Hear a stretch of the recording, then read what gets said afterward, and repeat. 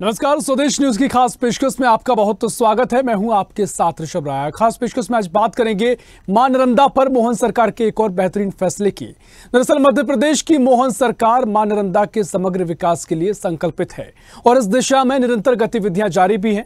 मां नर्मदा की स्वच्छता और पवित्रता के लिए प्रदेश सरकार प्रतिबद्ध है और इसी दिशा में सीएम डॉक्टर मोहन यादव ने बड़ा फैसला लेते हुए नर्मदा के किनारे बसे शहरों में मांस मदिरा प्रतिबंधित करने के निर्देश दिए हैं। जो भी नर्मदा क्षेत्र के किनारे मांस मदिरा की दुकानें हैं उनको प्रतिबंधित करने के निर्देश दे दिए हैं और नर्मदा नदी के जल को निर्मल और अविरल प्रवाहमान बनाए रखने के लिए कार्य योजना बनाने के उद्देश्य से मुख्यमंत्री डॉक्टर मोहन यादव कई दिशा निर्देश मुख्यमंत्री ने दिए हैं और सीएम ने कहा कि पुण्य सलीला मां नर्मदा प्रदेशवासियों के लिए श्रद्धा, विश्वास और आस्था का केंद्र है। ये केवल नदी नहीं, हमारी सांस्कृतिक धरोहर है। उन्होंने कहा कि उपभोक्ता आधारित जीवन शैली में प्रकृति और पर्यावरण को जो नुकसान पहुंचाया गया, उसके दुष्प्रभावों से नदियां और जल स्रोतों को बचाना आवश्यक है। मुख्यमंत्री डॉक्टर मोहन यादव ने कहा कि प्रदेश की जीवनदायिनी मां नर्मदा नदी के उद्गम स्थल अमरकंटक का प्रबंधन पर्यावरण संरक्षण को सर्वोच्च प्राथमिकता देते हुए अमरकंटक विकास प्राधिकरण के माध्यम से किया जाए। भविष्य में होने वाली बसाहटों के लिए नर्मदा नदी के उद्गम स्थल से दूर भूमि चिन्हित कर सैटेलाइट सिटी विकसित की जाए और यह सुनिश्चित हो कि मां नर्मदा के प्राकट्य स्थल अमरकंटक से लेकर प्रदेश की सीमा तक किसी भी बसाहट का सीवेज नर्मदा नदी में ना मिल सके। इसके लिए समय सीमा निर्धारित कर काम किया जाए। ठोस अपशिष्ट प्रबंधन के लिए नवीनतम तकनीकों का उपयोग किया जाए। सीएम डॉक्टर मोहन यादव ने कहा कि विभिन्न शासकीय विभागों के साथ स्वयंसेवी संगठनों, आध्यात्मिक मंचों और जन सामान्य की सक्रिय सहभागिता से नर्मदा संरक्षण संवर्धन की योजना का आधुनिकतम तकनीक और संसाधनों का उपयोग करते हुए क्रियान्वयन किया जाएगा। मुख्यमंत्री मोहन यादव ने कहा कि जीआईएस और ड्रोन सर्वे के माध्यम से नर्मदा नदी के दोनों ओर के विस्तार का चिन्हांकन कर क्षेत्र के संरक्षण के लिए विभिन्न विभागों द्वारा समन्वित रूप से योजना तैयार की जाए। उन्होंने कहा कि विश्व की एकमात्र नदी है जिसकी परिक्रमा की जाती है, अतः परिक्रमा को प्रमुख धार्मिक और पर्यटन गतिविधि के रूप में विकसित करने के उद्देश्य से परिक्रमा करने वालों की सुविधा के लिए परिक्रमा पथ विकसित करने की दिशा में चरणबद्ध रूप से काम किया जाए। परिक्रमा पथ पर स्थानों को चिन्हांकित कर स्थानीय पंचायतों और समितियों के माध्यम से इंफ्रास्ट्रक्चर विकास की दिशा में गतिविधियां आरंभ की जाए। तो तमाम बातें मुख्यमंत्री ने कही हैं और महत्वपूर्ण फैसला मुख्यमंत्री द्वारा लिया गया है, निर्देश दिए गए हैं। इसी पर चर्चा करेंगे। पहले कुछ प्रतिक्रिया आपको सुना देते हैं। तो मुख्यमंत्री डॉक्टर मोहन यादव ने मां नर्मदा को लेकर एक महत्वपूर्ण फैसला लिया है। निर्देश दिए गए हैं कि जो भी नर्मदा के आसपास के क्षेत्र हैं, जहां पर लगे हुए बाउंड्री से क्षेत्र है, वहां पर मांस मदिरा पूर्ण रूप से प्रतिबंधित रहे और साथ ही नर्मदा के आसपास के क्षेत्रों को विकसित किया जाए। यहां पर स्थान के लिए जो लोग आते हैं, परिक्रमा करने के लिए आते हैं, तो पर्यटन क्षेत्र के रूप में भी विकसित किया जाए। लोग यहां पर पहुंचे और यहां की व्यवस्था और भी दुरुस्त की जाए, खनन को रोका जाए। तमाम तरीके से मुख्यमंत्री ने ये बातें कही हैं और मुख्यमंत्री ने यह फैसला लिया है, तो महत्वपूर्ण फैसला सीएम का ये बताया जा रहा है। इसी पर चर्चा करेंगे। तमाम मेहमान हमारे साथ जुड़ गए हैं। भारतीय जनता पार्टी से हमारे साथ वंदना त्रिपाठी जुड़ेंगी और साथ ही कांग्रेस से रितेश त्रिपाठी जुड़ गए। बहुत स्वागत है रितेश जी आपका। वंदना जी हमारे साथ जुड़ेंगे, अभी जुड़ी नहीं है। रितेश जी, मैं पहले आपके पास आ रहा हूं। जिस तरीके से मोहन सरकार लगातार एक के बाद एक फैसले ले रही है, नर्मदा को लेकर पहले भी कई फैसले ले गए हैं और पहले भी आपने कई आरोप लगाए हैं और कई बार चर्चा का विषय भी रही नर्मदा और इस पर सियासत भी होती आई है। लेकिन फिलहाल जो मुख्यमंत्री निर्देश दिए हैं कि नर्मदा के आसपास के जो क्षेत्र हैं वहां पर मांस मदिरा की दुकानों को प्रतिबंधित किया जाएगा। आसपास के क्षेत्र को और भी यहाँ पर विकास होगा और भी तरीके से जहां पर जो व्यवस्था है उनको दुरुस्त किया जाएगा ताकि लोग यहाँ परिक्रमा आते हैं तो किसी भी तरह की असुविधा का सामना उनको ना करना पड़े। क्या कुछ इस फैसले को लेकर आप कहेंगे? देखिए, सबसे पहले तो आपके चैनल को और सभी दर्शकों को मैं नमस्कार करता हूं और ये बहुत ही अच्छा और मध्य प्रदेश के हित में लिया गया निर्णय है और अगर हमारे मुख्यमंत्री जी ऐसा सोचते हैं, परंतु मैं आपको इस बात से भी अवगत कराना चाहूंगा कि जब शिवराज सिंह चौहान जी का शासन काल था, इस दिशा में उन्होंने काम करने का प्रयास किया था और लगभग 9 करोड़ पौधे लगवाने की बात कही थी और प्रयास किया था कि हम Guinness book of world record में शामिल करवाएं। पर देखते ही देखते 1 साल के अंदर पूरी योजना को ऑनलाइन से ऑफलाइन कर दिया गया और इसमें 100 करोड़ से अधिक का घोटाला कर दिया गया। जिनके नाम पर पौधे वितरित किए गए, किसानों के नाम पर उनको पौधे भी नसीब हुए। तो इस तरह से लगातार मध्य प्रदेश की सरकार योजनाएं बहुत ही लोक लुभावन लेकर आती है।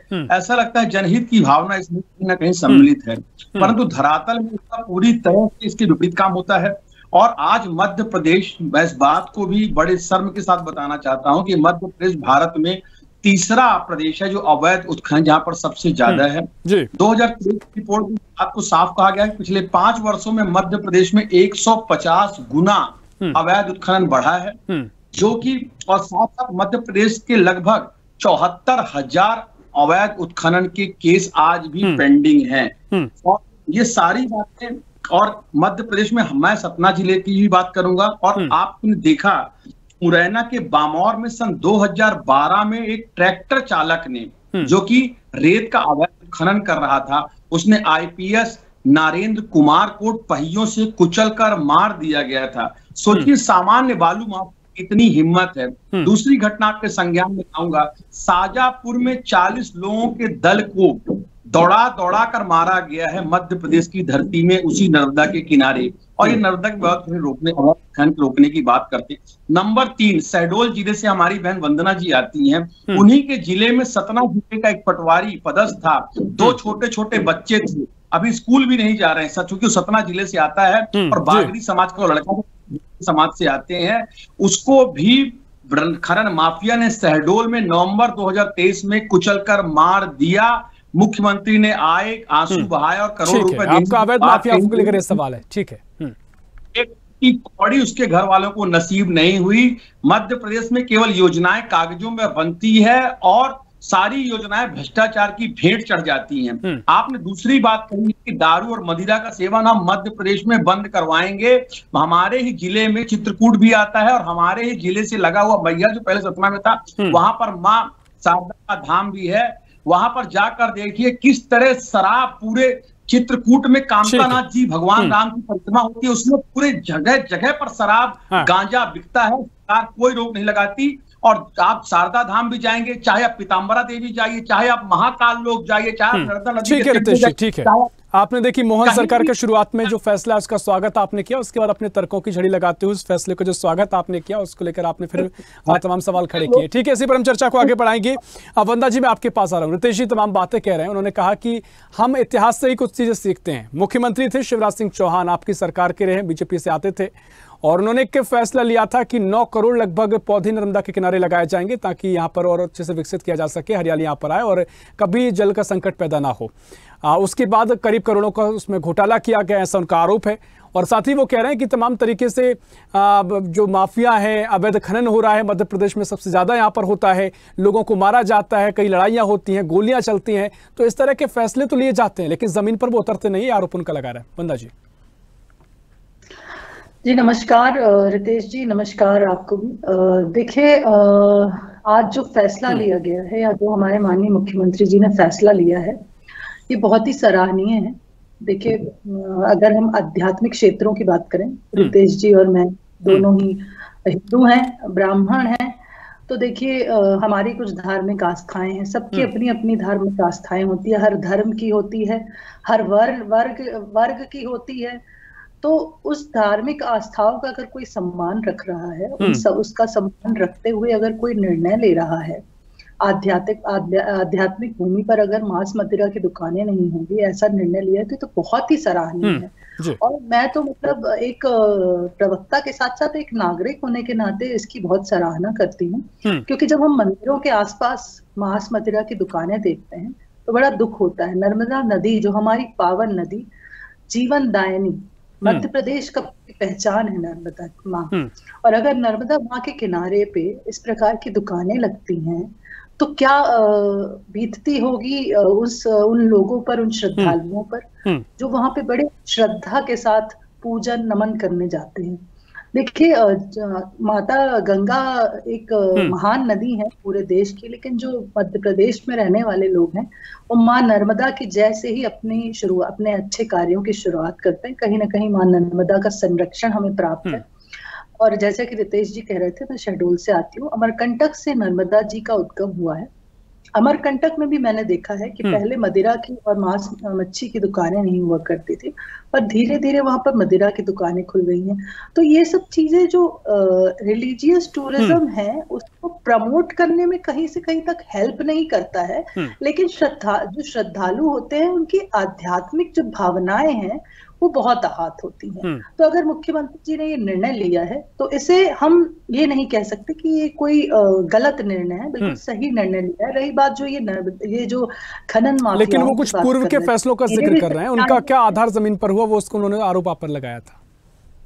देखिए, खनन माफियाओं की आप बात कर रहे हैं, शिवराज जी की जो आप बात कर रहे थे पौधे लगाने का, तो देखिए आप भी जानते हैं कि माननीय मुख्यमंत्री जी जहां जहां गए वहां वहां उन्होंने पौधारोपण किया। एक मुख्यमंत्री के रूप में पूर्व मुख्यमंत्री शिवराज सिंह चौहान जी ने जो अब जहां जहां उन्होंने जिस जिस क्षेत्र में उन्होंने भ्रमण किया, उन्होंने पौधे लगाए। अभी भी हमारे जो माननीय मुख्यमंत्री जी, उनका भी मैंने जैसे बताया कि वो जहां जहां जाते हैं वो पौधारोपण जरूर करते हैं, और पूर्व मुख्यमंत्री शिवराज सिंह चौहान जी भी करते थे। तो पौधारोपण करना ये हमारी संस्कृति की पहचान है, जो हमारे नहीं, लेकिन वो उनका जो आरोप था कि 9 करोड़ पौधे लगाने का दावा किया गया था, उसमें कितने पेड़ आज जमीन पर हैं, कितनों का करोड़ों का घोटाला किया गया है, ये बड़ा आरोप कांग्रेस लगाती आई।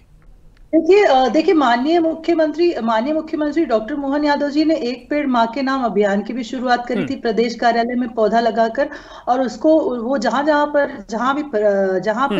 भी अपने ये भ्रमण के लिए या दौरों के लिए या अपने पॉलिटिकल या सरकारी कार्य के लिए जाते हैं तो कोशिश ये करते हैं कि पौधा अवश्य लगाए। पूर्व के जो मुख्यमंत्री थे शिवराज सिंह चौहान जी, उनका तो एक रोज का ही ट्रेंड था कि वो स्मार्ट पार्क जो मध्य भोपाल का है उसमें जाकर पौधा लगाते थे। तो देखिए, पौधा लगाना, जलवायु संरक्षण करना जो हमारे भारतीय जनता पार्टी की परंपरा रही है। हमारे हर अच्छे कार्य में हम पौधा लगाते हैं। तो जो ये 9 करोड़ का इल्जाम लगा रहे हैं, तो आप ये बताइए रितेश जी, क्या इस बात को आप झुटला सकते हैं कि माननीय मुख्यमंत्री डॉक्टर मोहन यादव जी ने पौधे आज तक, जब से वो मुख्यमंत्री बने, हर क्षेत्र में जाकर नहीं लगाए?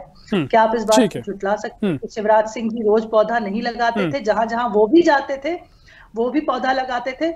और भारतीय जनता पार्टी के जब भी कोई बड़ा कार्यक्रम होता है तो उसकी शुरुआत पौधारोपण से होती है। इस बात को तो आप भी नहीं नकार सकते। दूसरी एक और चीज मैं इनकी बात पॉइंट ऐड करना चाहूंगी। तो ये तो हमारे माननीय मुख्यमंत्री जी और पूर्व मुख्यमंत्री जी की बात हो गई। तो हमने कितने पौधे लगाए हैं हमने गिने नहीं है, पर हमने पौधारोपण किया है, हमारी पार्टी ने किया है। ये बात एकदम, हमारे मंडल को भी ये कार्यक्रम दिया जाता है, हमारे युवा मोर्चा को भी ये कार्यक्रम दिया जाता है, महिला मोर्चा को भी ये कार्यक्रम दिया जाता है। वर्तमान मुख्यमंत्री जी भी ये करते हैं, पूर्व मुख्यमंत्री जी भी ये करते हैं, हमारे प्रदेश अध्यक्ष भी ये कार्य करते हैं, चाहे महिला मोर्चा के हो चाहे हमारे संगठन के प्रदेश अध्यक्ष हो। दूसरी बात रही खनन माफियाओं की। तो देखिए, खनन माफियाओं के ऊपर जिस तरह से कड़ी कार्यवाही करने का काम भारतीय जनता पार्टी की सरकार ने किया है, उनके इरादों को जिस प्रकार से नेस्तो नाबूद किया है, बुलडोजर एक्शन जिस पर अब बैन लग चुका है, उससे बड़ा मुझे लगता है वार ऐसे खनन माफियाओं पर नहीं हो सकता। जो लोग अधिकारियों को, जो लोग जनता को ये समझते हैं कि वो उनके ऊपर राज कर सकते हैं, गुंडागर्दी चला सकते हैं, माननीय मुख्यमंत्री डॉक्टर मोहन यादव जी की सरकार ये प्रतिबद्धता के साथ करती है कि ऐसे लोगों के ऊपर तत्काल प्रभाव से कड़ा एक्शन लिया जाए। और इसीलिए मुख्यमंत्री जी को एक्शन वाले सीएम भी कहा जाता है। ठीक है रितेश जी, देखिए मुख्यमंत्री चाहे मोहन यादव हो या पूर्व सीएम हो, पौधे उन्होंने भी लगाए हैं। और जो आप आंकड़ा देते हैं करोड़ों का घोटाले का, मैं चाहूंगा कोई इसका आपके पास कोई आंकड़ा हो, कोई इसकी कॉपी हो, तो बन्ना जी बैठी हैं, आप पर जवाब देंगी। जी, हाथ कंगन को वारसी क्या और पढ़े लिखे को फारसी क्या। उस समय तात्कालिक समय में पत्रिका में जो समाचार संबंधित समाचार पत्र थे, तो वंदना जी को यार आपके माध्यम से मैं व्हाट्सएप कर दूंगा। पर ये कोई देखिए हमारा पर्सनल भाई, सॉरी आपको बीच में रोकूंगी रितेश भाई, आप पौधे लगाते हैं तो हम बैठकर गिनती तो नहीं कर सकते कि हमने कितने पौधे लगाए हैं। देखिए, आप भी जानते हैं कि ये कोई सरकारी आंकड़े तो है नहीं कि जो हमें पेश करने हैं, एनसीआरबी की रिपोर्ट में इसे डालना है, ऐसा तो है नहीं। तो पौधे तो हमने लगाए, ये बात आप भी नहीं झुटला सकते, आप भी मानेंगे। उसके आगे हम बढ़ते हैं। पौधे आपने लगाए, मैंने स्वीकार लिया, और शायद आप भारतीय जनता पार्टी के एकमात्र ऐसी प्रवक्ता हैं जो निरंतर अपनी कमियां छुपाकर कांग्रेस को गालियां नहीं बकना शुरू कर देती। अन्य प्रवक्ताओं के साथ पूछो आपने क्या किया, तो आप उनको पूछते हैं कांग्रेस ने 20 साल पहले क्या किया। भाई, कांग्रेस ने कुछ कमी रही तब तो चुन के आप लोग आए हो, पहली बात। दूसरी, मैं जिस बात की बात कर रहा हूं उस बात को थोड़ा सा गंभीरता से सुनिए। आप पौधे लगाती, बहुत अच्छी बात है, मैं सम्मान करता हूं, और ये प्रकृति के साथ अनुपम हमारा उपहार भी प्रकृति के लिए। दूसरी तरफ मैं ये बात कर रहा हूं, जो योजना लाई गई थी वो नर्मदा को समृद्ध करने के लिए और किसानों को हजारों करोड़ की योजना थी। इस बात को समझिए, मैं पौधे की गिनती से नहीं बोल रहा हूँ, मैं ये बोल रहा हूँ उस योजना में पैसे भी किसानों को, क्योंकि मैडम पैसा पौधा लगाना एक अलग बात है और पौधे को संरक्षित करना अलग बात है। हजारों लोग पौधे लगाते हैं, करोड़ों की संख्या में लगाए जाते हैं और उनमें जो उनको बचाया जाता है तो उनकी मॉनिटरिंग ना होने के कारण, पर्याप्त जल, खाद और कीटनाशकों न पड़ने के कारण पौधे लगभग हमारे देश में 60 से 70% पौधे सूख जाते हैं या उन्हें खा लिया तो ट्री गार्ड न होने के कारण। तो मेरा ये कहना है कि जब भी हम पौधे लगाएं तो पर जब सरकार की योजनाओं के रूप में आता है, करोड़ों की संख्या में लगाया जाता है, तब इसमें भ्रष्टाचार की अनुकूल परिस्थितियां बन जाती हैं। जब कोई अपने स्वेच्छा से पौधा लगाता है वो अलग बात है, जैसे एक पेड़ एक माँ के नाम पर है तो एक व्यक्ति एक पौधा लगा रहा है, उसमें कोई भ्रष्टाचार का कोई वो नहीं बन सकता। पर जब करोड़ों की संख्या में खरीदी की जाती है, ऑनलाइन रजिस्ट्रेशन किया जाता है, लोगों को फंड दिया जाता है, किसानों से उनके नंबर ऑफ प्लांटेशन पूछे जाते हैं, वहां पर जो अधिकारीगण होते हैं तो योजनाएं भ्रष्टाचारी योजनाएं अक्सर भ्रष्टाचार की भेंट चढ़ जाती। मैं इस बात को अवलोकित करना चाह रहा हूं और वो काफी रिनॉन्ड घोटाला रहा, कोई नया घोटाले की बात बिल्कुल रितेश, हम कई बार देखते हैं तमाम जब बड़े फैसले लिए जाते हैं तो स्थानीय स्तर पर कई तरह की अनियमितताएं हो सकती हैं। उसको लेकर भी मुझे लगता है कई बार सरकार ने बड़े फैसले लिए हैं और अभी हम देख रहे थे भ्रष्टाचार को लेकर सरकार खुद आके आई है। मोहन यादव ने फैसला लिया कि जो भी ईओडब्ल्यू और लोकायुक्त कार्यालय है, अगर जमीनी स्तर पर कई भ्रष्टाचार है, किसी तरह के ऐसे मामले हैं, लोगों के काम नहीं हो रहे हैं, उनके लिए भी सरकार फैसला ले रही है। तो ये बात तो आपकी सही है, लेकिन कहीं ना कहीं ये माना जाए कि आप स्वीकार कर रहे हैं कि सरकार फैसले ले रही है, काम हो रहा है, लेकिन कई जगह उसमें कमी है, उसको लेकर आप सवाल खड़े कर रहे हैं। देखिए, मैं एक बार ऋषभ जी बहुत शालीनता से और बहुत साफ सुथरी साफ गोई से बोलना चाहता हूं। मध्य प्रदेश की या देश की कोई भी सरकार हो, हम दोनों ही राजनीतिक पटल पे काम करते हैं और आप मीडिया के माध्यम से काम करते हैं। जब बहुजन हिताय बहुजन सुखाय की भावना से हम प्रत्येक व्यक्ति उसका लाभ पहुंचे, ये एक हमारी मूल भावना रहती है हर राजनीतिक दल की। पर दुर्भाग्य ये है कि जो उसमें कुछ लोग बिचौलिए बैठे रहते हैं, वो बीच में मनी लॉन्ड्रिंग का केस करते काम करते हैं और पैसे, जो सबसे बड़ा खेल है पूरे उसमें, योजनाओं का रूपांतरण होना, उनका धरातल पर उतरना, वहां पर बीच में मॉनिटरिंग न होने के कारण, यदि आपके यहाँ कोई बच्चा पैदा होता है तो आप सोचते हैं इसकी जो अपब्रिंगिंग हो बहुत ठीक है रितेश, लेकिन मुझे कंफ्यूजन दूर करिए, सवाल थोड़ा स्पष्ट और कीजिए। सवाल ये कि बिल्कुल योजनाएं भेंट चढ़ जाती हैं भ्रष्टाचार की, या तमाम आप जो सवाल खड़े कर रहे हैं, या फिर कुछ जगह कमी रहती है, उसको लेकर आपका सवाल है? ऋषभ जी, मेरा कहना मध्य प्रदेश या देश की कोई भी योजना वो लोगों के हितों के लिए बनती है। देखने में उसका बहुत सारे लोगों के लिए उसका जीवन में उत्थान के लिए बनती है, पर मध्य प्रदेश सरकार की मॉनिटरिंग ना होने के कारण, अधिकारियों के भ्रष्टाचार के कारण, ठीक है वंदना जी, मध्य प्रदेश की सरकार की मॉनिटरिंग ठीक नहीं होती है, उनका बड़ा सवाल है, और उसके चलते ही योजना जमीन पर सफल नहीं हो पाती है। देखिए, जब कोई अच्छे काम की शुरुआत होती है, किसी भी अच्छे कार्य की शुरुआत होती है, तो शुरू में उसमें बाधाएं आती हैं, कुछ लूप होल्स होते हैं। लेकिन अगर कोई अच्छा कार्य शुरू करने का बीड़ा उठाता है तो सबसे पहले तो वो सराहनीय है। दूसरी चीज ये कि माननीय मुख्यमंत्री डॉक्टर मोहन यादव जी सनातन को जिस प्रकार से आगे बढ़ाने का कार्य कर रहे हैं, मध्य प्रदेश को एक धार्मिक पर्यटन, मध्य प्रदेश के हर एक धार्मिक पर्यटन स्थल को जिस प्रकार से डेवलप करने की बात कर रहे हैं, चाहे वो चित्रकूट हो, चाहे वो उज्जैन का सिंहस्थ मेला हो, उसको लेकर भी वो बहुत गंभीरता से कार्य कर रहे हैं। रामवन गमन पथ, कृष्ण पाथ्य या नर्मदा नदी के किनारे इस प्रकार से जो ये मांस मदिरा की दुकानों पर बैन लगाना, तो कहीं ना कहीं ये धार्मिक टूरिज्म को तो प्रमोट करेगा ही मध्य प्रदेश के। क्योंकि देखिए, आपको ज्ञात है कि अब हमारा पड़ोसी राज्य उत्तर प्रदेश, वहां पर भी कितने सारे ऐसे धार्मिक स्थल हैं जिनके कारण उनका एक अच्छा खासा इकोनॉमी जनरेट करने का काम करते हैं वो लोग, ये जो अपना रिलीजियस टूरिज्म है उसके दम पर। तो कहीं ना कहीं हम भी वही कोशिश कर रहे हैं, रिलीजियस टूरिज्म को प्रमोट करके, सनातन को प्रमोट करके। हम जो कांग्रेस पार्टी हमेशा इल्जाम लगाती है कि रोजगार का क्या, इंफ्रास्ट्रक्चर का क्या, जीडीपी का क्या, इकोनॉमी का क्या, तो हम उसी पर कार्य कर रहे हैं, जिस प्रकार से हम महाकाल कॉरिडोर बनाए। ठीक है, देखिए वंदना जी, लेकिन एक तमाम बातों से एक चर्चा निकलकर सामने आती है कि विपक्ष का जो मुख्य आरोप है कि विपक्ष की जो भूमिका है उस तरीके से सत्ता पक्ष उसको स्वीकार नहीं करता है और नजरअंदाज काफी किया जाता है। विपक्ष अगर कोई सवाल खड़े कर रहा है, कोई कमी है, तो उसको अनसुना कर दिया जाता है। ये विपक्ष का मुख्य तौर पर सवाल है और मुझे लगता है जो रितेश जी कहना चाह रहे थे, ये तमाम बातें कमियां हैं, लेकिन सरकार फैसले ले रही है, लगातार काम कर रही है, लेकिन पलट कर नहीं देख रही है कहाँ कमी रह गई है, कहाँ चीजें बिगड़ गई है। ऋषभ जी, देखिए ऐसा नहीं है। विपक्ष ने जब कोई हमने अच्छा निर्णय लिया है तो मैं भी डिबेट्स में बैठती हूँ, हमारे विपक्ष के जो साथी हैं जो अच्छे जो प्रदेश हित में निर्णय होते हैं उसकी सराहना करते हैं और हम भी बार बार ये कहते हैं कि आप एक स्वस्थ विपक्ष की भूमिका में रहिए, हमें आप बताइए कि क्या किया जा सकता है। क्योंकि देखिए, चाहे पक्ष हो, चाहे विपक्ष हो, चाहे लीडर ऑफ ऑपोजिशन हो, चाहे लीडर ऑफ पोजीशन हो, हर कोई ये चाहता है कि मध्य प्रदेश का एक नाम हो देश में।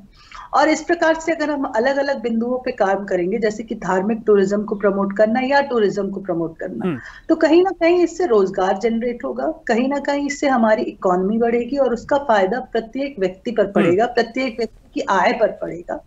तो मुझे लगता है कि विपक्ष को भी इन सब विषयों में हमारे साथ आना चाहिए, क्योंकि कहीं ना कहीं अगर मध्य प्रदेश को विकासशील से विकसित राज्य बनाना है तो उसमें पक्ष और विपक्ष दोनों की बराबर भूमिका रहेगी। विपक्ष का काम है सही सलाह देना, पक्ष का काम है उस पर निर्णय लेना। मुझे लगता है ये सामंजस्य बनाते अगर हम कार्य करेंगे तो मध्य प्रदेश जिस प्रकार से विकास की पटरी पर दौड़ रहा है उसे और गति मिलेगी। और इस तरह के जो भी निर्णय होते हैं, माननीय मुख्यमंत्री जी जो निर्णय लेते हैं, इन निर्णयों में तो मुझे लगता है पक्ष और विपक्ष को हमेशा साथ आ जाना चाहिए। ठीक है, देखिए रितेश जी, महत्वपूर्ण सवाल मुझे लगा इसलिए मैंने वो सवाल किया क्योंकि ये सवाल कांग्रेस उठाती आई है। लेकिन अगर हर फैसले पर सवाल खड़े करना क्या ये भी उचित है? अब जैसा कि वंदना जी कह रही हैं, तमाम धार्मिक क्षेत्र के, पर्यटन के क्षेत्र में, लगातार सांस्कृतिक क्षेत्र में जो फैसले लिए जा रहे हैं उनसे असर पड़ता है, जमीन पर असर दिखाई दिया है। जो भी सरकार फैसले ले रही है उसका आउटपुट अब कुछ मिलता दिखाई दे रहा है, चाहे वो रीजनल इंडस्ट्री कॉन्क्लेव का मामला हो, जो निवेश के प्रस्ताव सामने आए हैं, रोजगार के अवसर पैदा हुए, उसको हम अलग रख देते हैं। लेकिन अगर जो फैसले लिए गए हैं, क्या इन पर सवाल खड़े करना वाजिब है? ठीक है, आप सवाल खड़े करते आए हैं, लेकिन उससे अगर सहमत होकर भी साथ आगे बढ़ा जाए तो इसमें क्या परेशानी आ सकती है? आप मेरी बात को सुनिए। वंदना जी की सारी बातें, अभी तो मैंने किसी क्वेश्चन रेज नहीं किया, पर वंदना जी कह रही है कि सारी बातें हो रही हैं और मध्य प्रदेश में भारतीय जनता पार्टी की सरकार 22 साल लगभग पूरे कर चुकी है। और गर्भकाल का जो समय था, कल ही मोहन सरकार ने 9 महीने का कार्यकाल, गर्भकाल का समय वो पूरा कर लिया है। मैं पूछना चाहता हूँ, इसके बावजूद भी चाहे महाकाल लोक घोटाला रहा हो, आपने देखा कि सारी मूर्तियां हमारे देवी देवता खंड खंड करके गिरते गए और भारतीय जनता पार्टी की तथाकथित राष्ट्रवाद और आध्यात्मवाद की सरकार मुंह में दही जमाकर बैठी रही। पहली बात तो इतना समय ये अभी भी ये इनिशियल लेवल पे ही है, क्या अभी भी ये प्रारंभिक दौर में ही है? अब तो इनकी योजनाओं का, इनकी जो भी योजनाएं आती हैं, जैसे गोद लेने की, गांव वाइज सांसदों की गोद लेने, आज तक एक भी गांव अपने पैरों पर खड़ा हो चुका या अभी भी गोद में ही है? तो सारी इसी तरह इन्होंने 24 घंटे बाजार खोलने की बात कही, पुलिस को छुट्टी देने की बात कही, दुनिया भर की बातें होती हैं, सारी बातें अधर में लटक जाती हैं। ठीक है, समय कम है। वंदना जी, क्विक रिएक्शन। देखिए रितेश जी, छोटी छोटी बातों से ऊपर उठ जाइए। आप मूर्तियों पे अटके हुए हैं। हम तो सिंहस्थ को ग्लोबल टूरिस्ट डेस्टिनेशन बनाने की कोशिश कर रहे हैं, महाकाल कॉरिडोर डेवलप करने की कोशिश कर रहे हैं, उज्जैन को इस प्रकार से विकसित करने की कोशिश कर रहे हैं कि जब सिंहस्थ में देश विदेश के नागरिक प्रदेश का सिंहस्थ मेला देख कर आए हैं। बातों से ऊपर उठ जाइए। मूर्तियां गिरी थी तो मूर्तियां रिप्लेस कर दी गई हैं, उसका कारण भी बता दिया गया है। हर डिबेट में आप लोग ये विषय मुद्दा उठाते हैं, इसका बार बार हम स्पष्टीकरण दें, ये सही नहीं है। ठीक है, देखिए लंबी चर्चा हो सकती है, तमाम मुद्दे, बहुत मध्य प्रदेश में ऐसे मुद्दे रहे जिस पर विपक्ष द्वारा सहमति असहमति का दौर देखने को मिला है। समय हमारे पास इतना ही है। वंदना जी, बहुत शुक्रिया करना चाहूंगा आपकी चर्चा में शामिल होने के लिए। रितेश जी, आपका बहुत शुक्रिया चर्चा में शामिल होने के लिए। तो मां नर्मदा को लेकर मुख्यमंत्री मोहन यादव ने एक महत्वपूर्ण फैसला लिया है कि जो भी नर्मदा के आसपास के क्षेत्र हैं जहां पर मदिरा और मांस की दुकानें हैं उन पर प्रतिबंध लगाया जाए। सरकार जब मध्य प्रदेश में मोहन सरकार बनी और उसके बाद भी शुरुआत में फैसले लिए गए, लेकिन अब नर्मदा के आसपास के क्षेत्र का यह फैसला है कि जो भी यहाँ परिस्थिति बनती है उसको और सुधार किया जाए, व्यवस्थाएं और दुरुस्त की जाए और पर्यटन क्षेत्र के रूप में डेवलप किया जाए। उसका आउटपुट भी आगे मिलता दिखाई देगा। फिलहाल के लिए इस खास पेशकश में इतना ही। देश प्रदेश की और भी खबरों के लिए देखते रहिए स्वदेश न्यूज। सबसे पहले देश।